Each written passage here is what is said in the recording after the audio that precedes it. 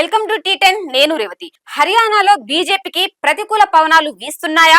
10 ఏళ్లుగా అధికారంలో ఉండటం ఆ పార్టీ ప్రభుత్వంపై వ్యతిరేకతకు కారణమవుతుందా? రైతులు, కుస్తీ యోధులు, నిరుద్యోగం, ముఠా తగాదాలు ఇందుకు ఆజ్యం పోస్తున్నాయా? ఈ ప్రశ్నలకు అవుననే అంటున్నాయి రాజకీయ వర్గాలు. దైనిక్ భాస్కర్ వంటి హిందీ పత్రికలతో పాటు వివిధ సంస్థలు నిర్వహించిన సర్వేల్లో హర్యానాలో బీజేపీ ఎంత బలంగా పోరాడినా 15-20 సీట్లు దక్కకపోవచ్చునని అంచనా వేస్తున్నాయి. బీజేపీ గట్టి పోటీ ఇస్తుందని చెబుతున్న వారే ఆ పార్టీ తప్పనిసరిగా గెలిచే స్థానాలు ఏమిటని అడిగితే ఖచ్చితంగా చెప్పలేకపోవడం కనిపిస్తోంది.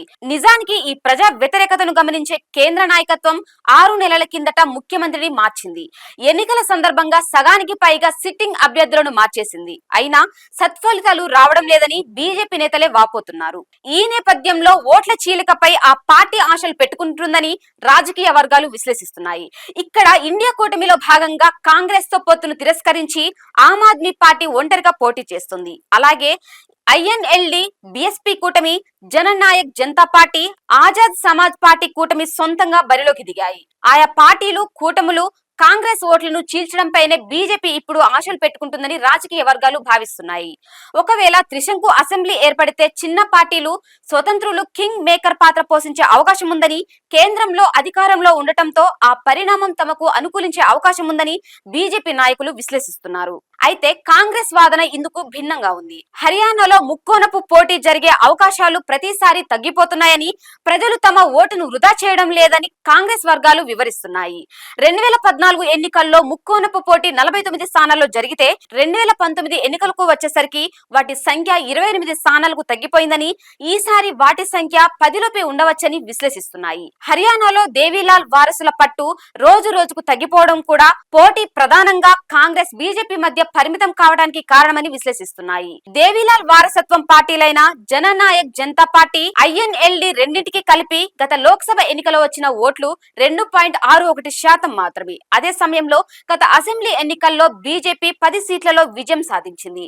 బీజేపీకి మెజారిటీ రాకపోవడంతో బీజేపీ మద్దతుతో ప్రభుత్వాన్ని ఏర్పాటు చేసింది. అయితే సాగు చట్టాలను చేసిన బీజేపీకి మద్దతు ఇవ్వడంతో బీజేపీపై ప్రజలు తీవ్ర ఆగ్రహం వ్యక్తం చేశారు.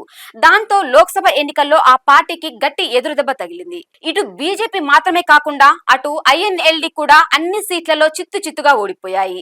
ఈ నేపథ్యంలో అసెంబ్లీ ఎన్నికల్లో వీటి ప్రభావం ఎలా ఉంటుందనే అంశంపై వివిధ అభిప్రాయాలు వ్యక్తమవుతున్నా బీజేపీ ప్రోద్బలంతోనే చిన్న పార్టీలన్నీ తమతో తాము సర్దుబాటు చేసుకుని పోటీ చేస్తున్నాయని, కాంగ్రెస్ విజయావకాశాలను అవి దెబ్బతీయలేవని రాజకీయ వర్గాలు విశ్లేషిస్తున్నాయి. ఇక్కడ అధికారంలో ఉన్న బీజేపీ సగానికి సగం సిట్టింగ్లను మార్చగా, ప్రతిపక్ష కాంగ్రెస్ తమ 31 మంది సిట్టింగ్ అభ్యర్థుల్లో 29 మందికి తిరిగి సీట్లు ఇచ్చింది.